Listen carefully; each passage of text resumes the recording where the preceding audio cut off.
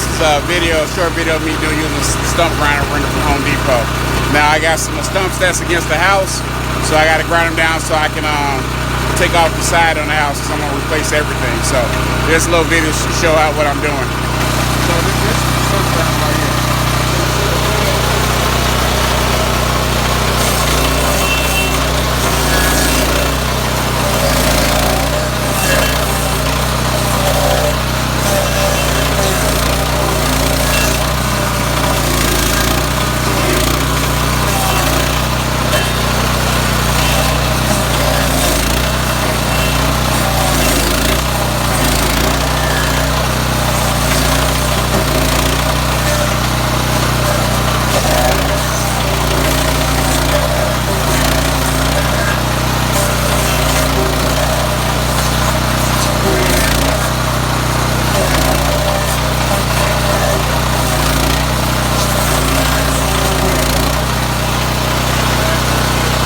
As you can see, it's grinding it down.